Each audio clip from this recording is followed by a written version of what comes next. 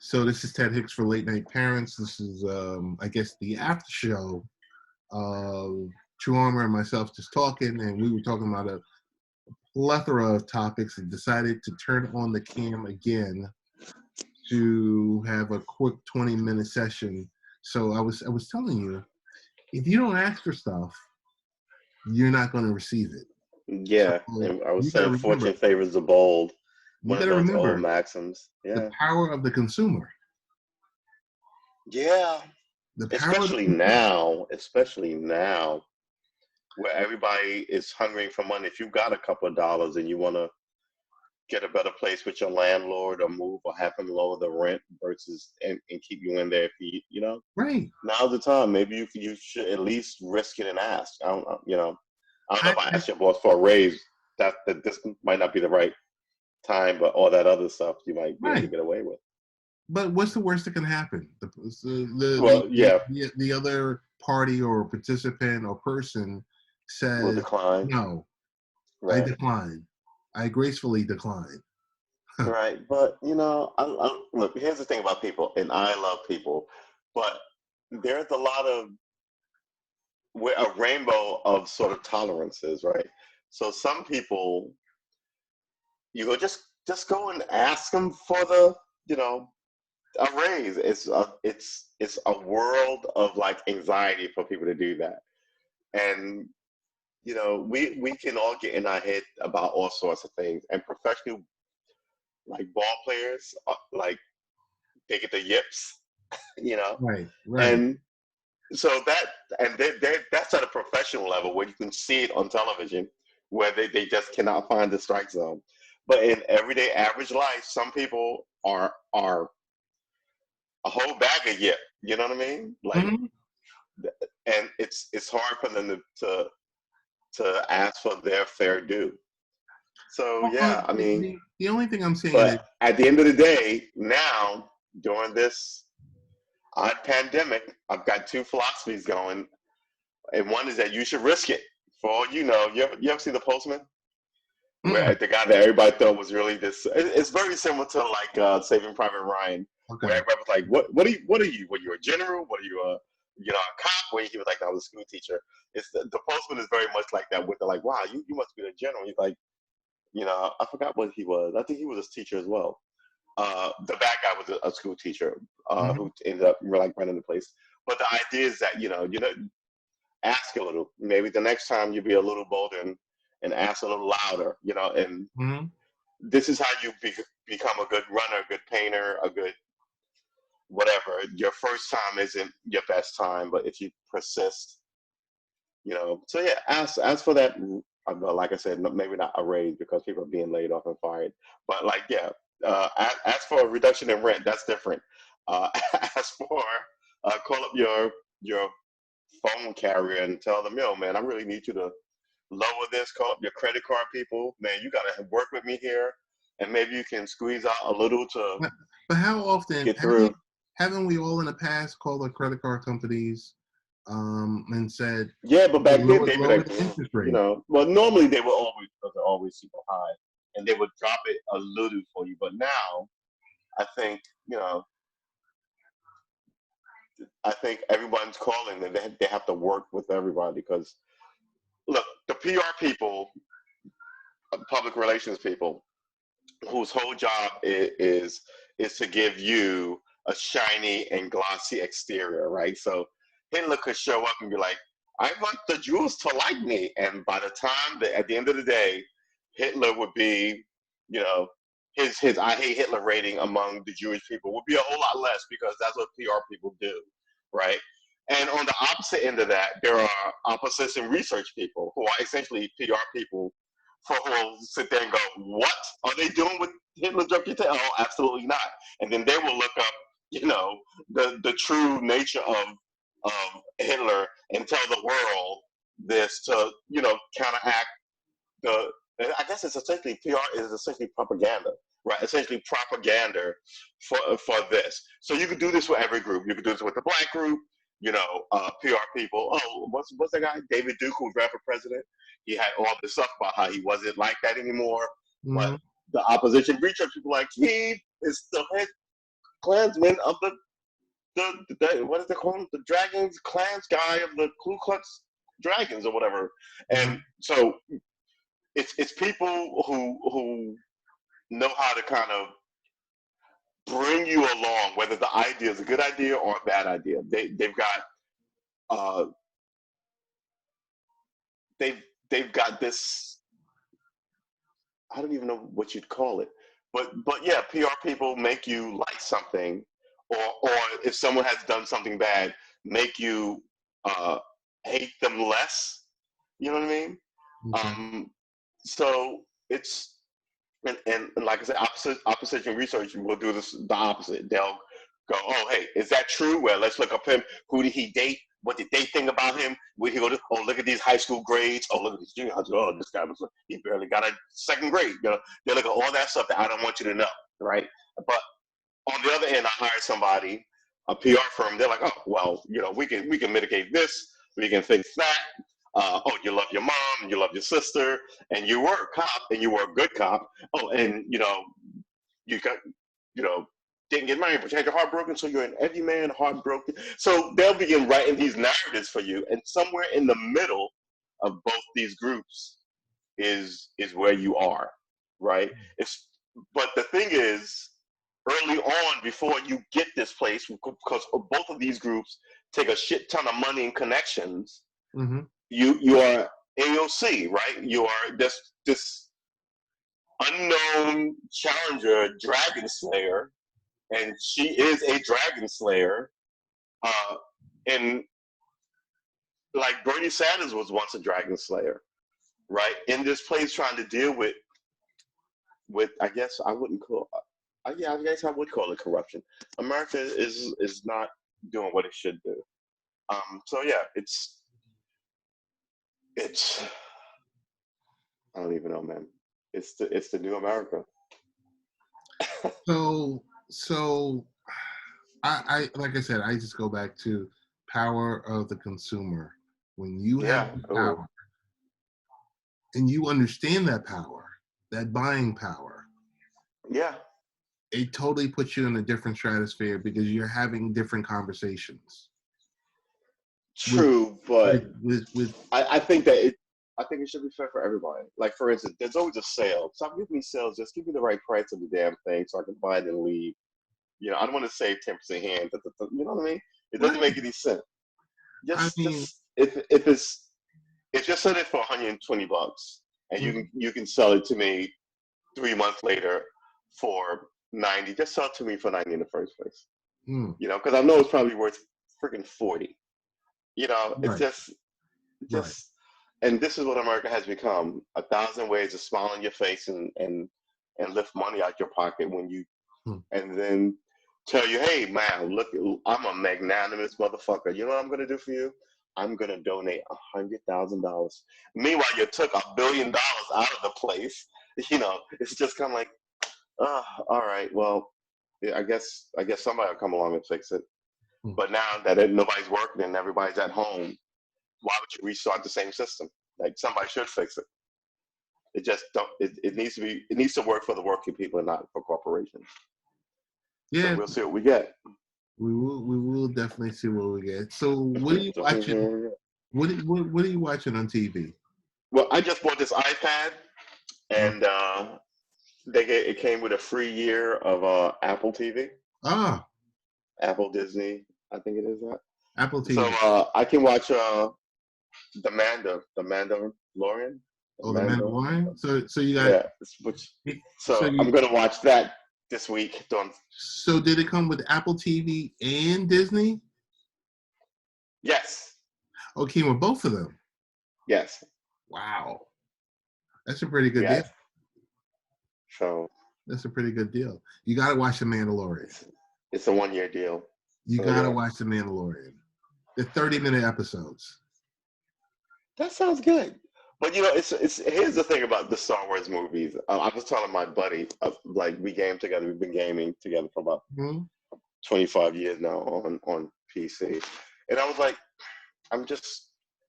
I played a lot of Insurgency with shooters, and I was like, I can't play shooters anymore. Like the last time I had to stop playing shooters when there was a rash of shootings in schools and universities. I was like, I can't. So now I'm back to playing this game called StarCraft, and I'm playing this other game called Bannerlord. But it's just, I just, there's some things that I just can't mess with anymore.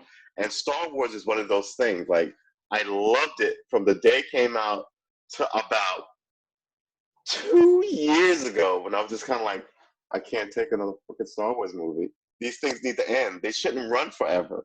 A good thing should sunset. You will So love The Mandalorian. I think I may watch The Mandalorian. I think I'm gonna have to watch it It's 8 because you episodes. guys have been raving about it. 8 episodes, 30-minute episodes max. There was Oh yeah, definitely. one Then I'm in episode that tonight. was like, there was one episode I think was like 20 minutes, and you That just sounds sitting good. here like, And are they good though? They're 20 minutes and they move. They're they hot. move, they're live See, that's action. good. You can tell they've put a lot of money into the budget. Really. Yes, they put a lot of money into the budget. So if you See, it's tell why me, like I couldn't get into Game of Thrones. Like I like the action of it, but then it just kind of got soap opera and ridiculous and super violent, and everybody loved it. And I was just kind of like, this doesn't move. It's sort of there's a lot of just kind of like thick malaise part of like emotional weight in it. Whereas, what did you turn me on to that also moved well? The Boys. the The boys, Boys with an owl, and that thing moved. they move. It was funny too. Yes. Yeah.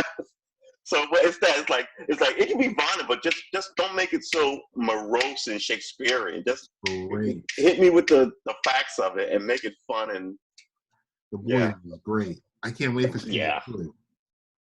Yeah. That was You know, right up my alley. A wild superhero tale that's fun and engaging it's just one of those and things you moved. can And that thing burn was an through. hour, right? It was Yeah, an hour. yeah, And it you can burn moved. through it, burn right Yeah. through it. Yeah. It didn't feel like an hour. The No, whole season seemed really short too. It was a really good series. yeah, But yeah. because they're only Yeah. giving you about 6 or 8 episodes. I guess That's that's all they're pretty giving good. I always thought like 13 episodes would be good. 13 is a symbolic number in America, right? 13 you. Mhm. colonies. But some series, their first season, they get 24 episodes and you can get lost in it. Well, 13 episodes is solid. network TV, Exactly. you get Exactly. that amount. But But I think how Netflix many has it fillers? great. Like they give you like 13 episodes, No some filler, 8, no some filler, about 10. no Right, filler. exactly. And generally 3 seasons. And you can tell a nice story across 3 seasons, Hmm. 13 episodes, and leave it at that. Every now and then, like Community was a great show. It had 5 good years, well, 4 good years. And then it just sort of tried to hang around. But it's on Netflix. I recommend all your, there are 3 similar episodes to that show. One is the paintball episode, which is just fantastic. One is the Dungeons and Dragons episode, and the last episode escapes me. But yeah, it's so ridiculously Star funny Trek and Picard, satirical. Star Trek Picard, I haven't. That's on CBS All right? Access. But I it's haven't free. seen that. CBS is free this month. Then I'm in. CBS Why All did they Access take is that free. off of network? Look, if there's any CBS network executive who ever listened to this, shame on you for taking that off network television. That show inspired a bunch of kids to be scientists and teachers, and shame on you for putting it behind a paywall like CBS All Access. Some stuff should be on like the Super Bowl and the World Series. Mhm. Shame on them for putting what's his name on cable? What? Yeah, the Yankees. Shame on them for taking them off of like network. I know that they're not like they're not America's team or anything, but they had like a huge following in New York. And I remember when they did that, like it ripped a whole like everybody became Mets fans. But it's this idea Eh, of they got regional. perpetual Nah, corporate consolidation of everything. they got regional sports networks that they're trying to make money from. Yeah. I get it. I get it. I This mean, is why they're pushing soccer now, because you greedy baseball people took essentially free baseball away from kids. All you baseball like billionaires should at least be funding at least 25 little league teams to keep the love of the sport in the heart of the people, and you don't. So yeah, you should lose it to soccer, for God's sakes. Shame on all of you. oh my goodness. So, dude, My God, and sports are good for kids, but come on. I mean, American sports should be. We should tone down football, because I remember seeing some guys go across the middle and get like their clocks cleaned. And I was yeah, like, ugh. If the football players don't care about them, then why the hell should I care about them? So like, they need to tone that down a bit and realize that they're not a sacred fraternity, but like, a cool fraternity that we all, who play football, wish we could one day get there and play in the big game and all that. But there's just so much bravado and stupidness, and I don't want to call it anger, but just kind of like disrespect for like all these sports that like guys who play it just look at the other guy as the enemy, like it's a war and it's wrong. hey, the So final yeah. topic I want you to speak on is Oh yeah.